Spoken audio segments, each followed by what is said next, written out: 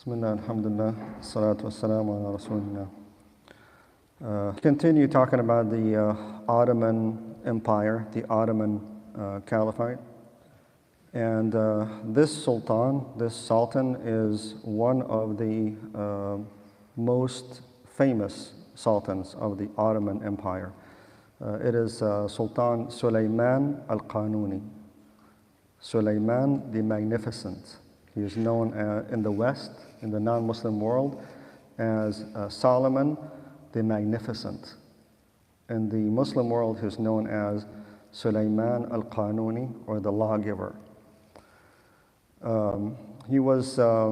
He became the Sultan in 1520, and he remained on the throne of the Ottoman Empire for 46 years. 46.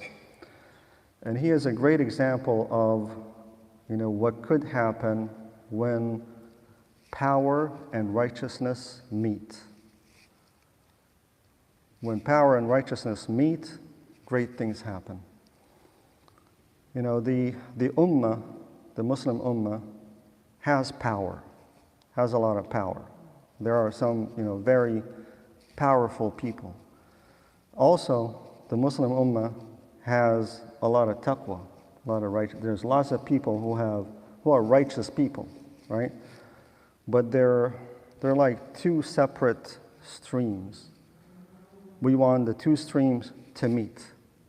We want the power and righteousness to meet, because when they do, great things happen.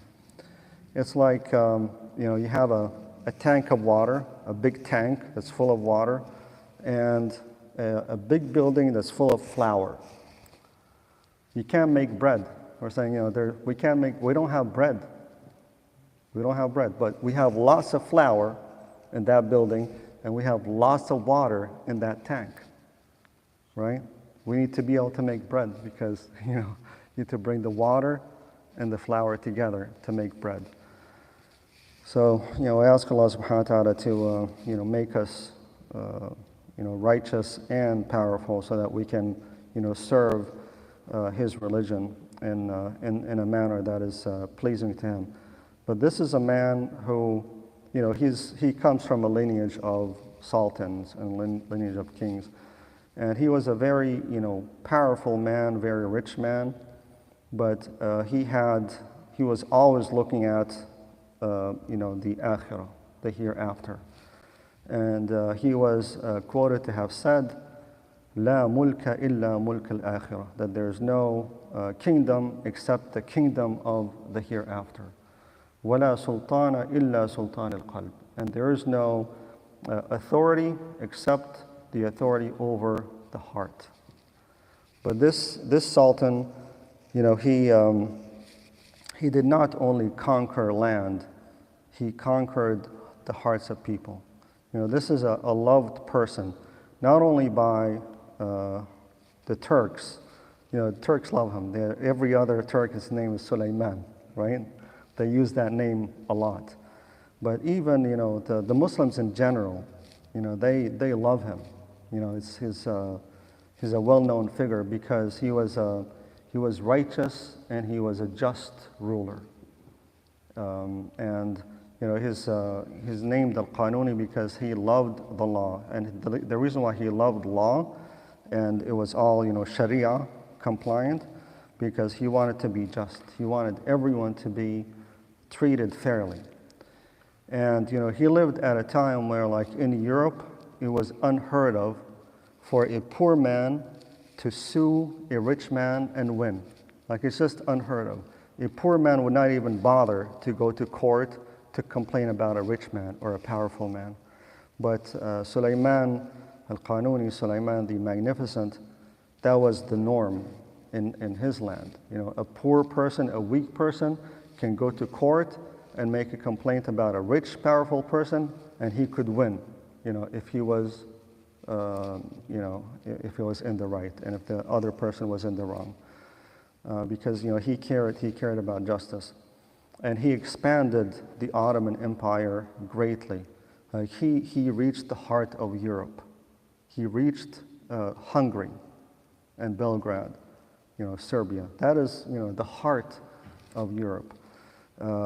His empire went from as far east as Algeria, all the way to, as far west as Algeria to Iraq, and then from Hungary down to, Africa, Yemen, the Arabian Peninsula. So, he had many kings under him.